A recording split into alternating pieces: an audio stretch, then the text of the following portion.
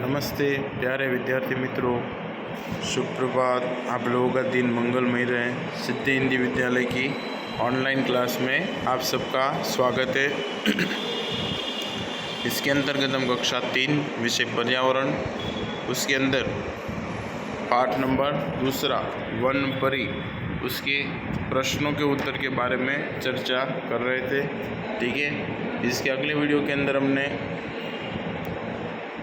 7 प्रश्नों के उत्तरों को देखा था, बराबर है, जिसमें आगे के 3 और उसके बाद ये 4 प्रश्न, बराबर है। आशा रखता हूँ ये प्रश्नों के उत्तर सबने लिख लिए होंगे।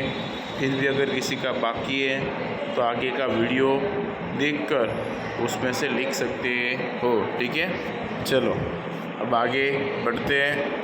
और हाँ, सबको प्रश्नों के उत्तर कॉपी के अंदर लिखना है, बराबर है, कंपलसरी लिखना है सबको। और उसके अलावा पेंसिल से लिखना है सबको।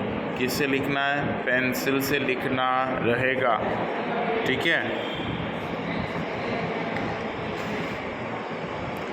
प्रश्न नंबर 8, किस वनस्पति का पत्ता बहुत बड़ा होता है? तो किस वनस्पति का पत्ता बहुत बड़ा होता है? केले का पत्ता देखा है सबने?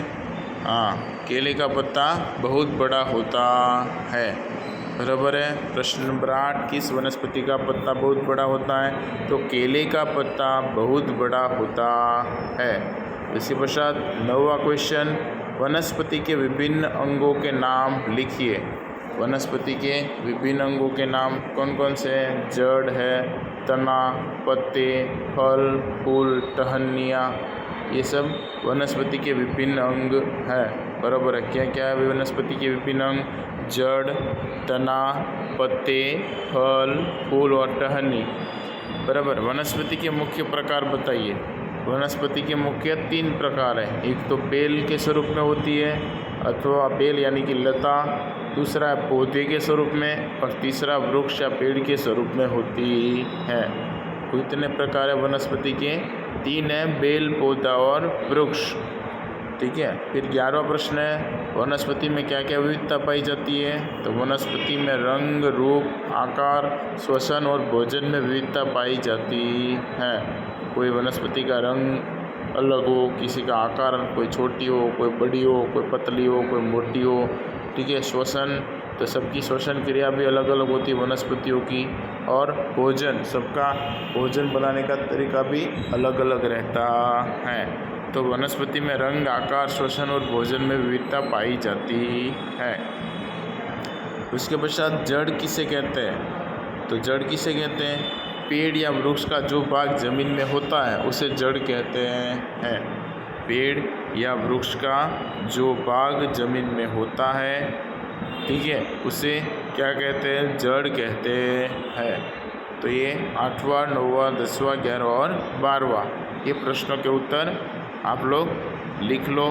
ठीक है, क्या करना है? वीडियो को स्टॉप करना है, फिर उसमें से देखकर लिखते जाना है। अगर फिर भी लिखने में कोई कन्फ्यूज़न हो, समझ में ना आए, तो बोला है कि कॉल करके पूछ सकते हो। जिस नंबर पर से वीडियो आते हैं उस नंबर पर फ़ोन करके पूछ सकते हो। चलो इसको लिख लो, फिर आगे बढ़ते हैं।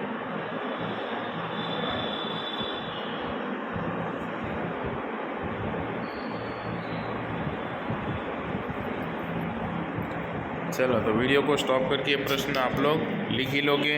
अब आगे बढ़ते हैं। प्रश्न नंबर 13, तना किसे कहते हैं? तो ज़मीन के ऊपर दिखाई देने वाले पेड़ के मोटे भाग को क्या कहते हैं? तना कहते हैं। ज़मीन के ऊपर दिखाई देने वाले पेड़ के मोटे भाग को, जो मोटा भाग होता है ना पेड़ का, उसे तना कहते हैं। किसे कहते हैं? तना। ज़मीन के ऊपर दिखाई देने वाले पेड़ के मोटे भाग को तना कहते हैं। उसके पश्चात तने की शाखाओं पर क्या होता है? तो तने की शाखाओं पर पत्ते, फूल और फल होते हैं। क्या होता है? तने की शाखाओं पर पत्ते, फूल और फल होते हैं। वनस्पति के पत्तों में क्या क्या विविधता पाई जाती है? वनस्पति के पत्तों में क्या क्या विविधता पाई जाती है? रंग, आकार और किनारे में किनारे में विविधता पाई जाती है। किसी का रंग अलग अलग है, किसी का आकार छोटा बड़ा, तो किनारे किसी की किनारी सीधी है, किसी की उबड़ खाबड़, किसी की किनारी कटी फटी। तो वनस्पति के पत्तों में रंग, आकार और किनारे में विविधता पाई जाती है। वनस्पति का रसोई घर क्यों कहते हैं पत्तों को? क्योंकि वनस्पति अपना भोजन पत्तों की मदद से बनाती है, इसलिए पत्तों को वनस्पति का रसोई घर क्यों कहते हैं? क्योंकि वनस्पति अपना भोजन पत्तों की मदद से बनाती है, इसलिए पत्तों को वनस्पति का रसोई घर कहते हैं। ठीक है, इसको भी लिख लो।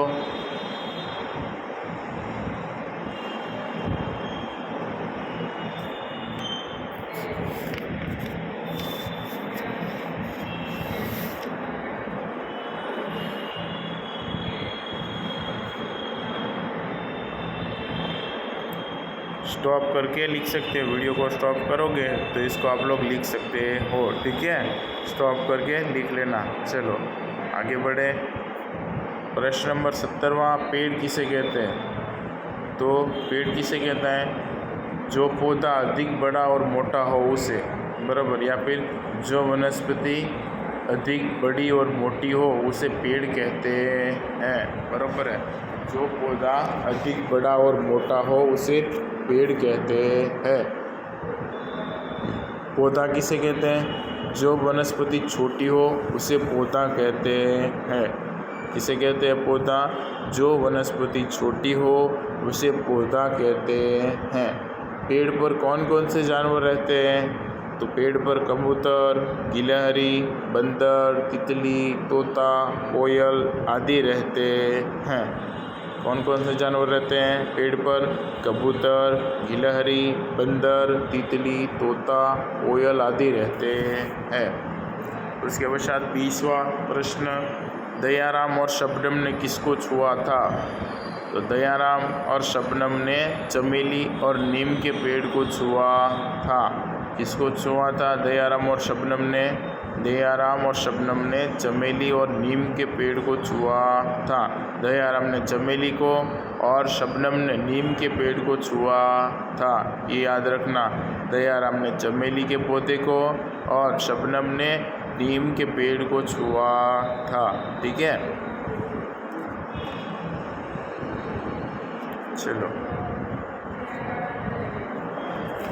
ये 20 प्रश्न कॉपी के अंदर सबको लिखना है, कंपलसरी।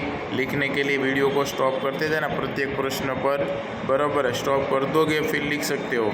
आशा रखता हूँ आज की वीडियो में सबको समझ में आया होगा। वीडियो को सुनने के लिए थैंक यू।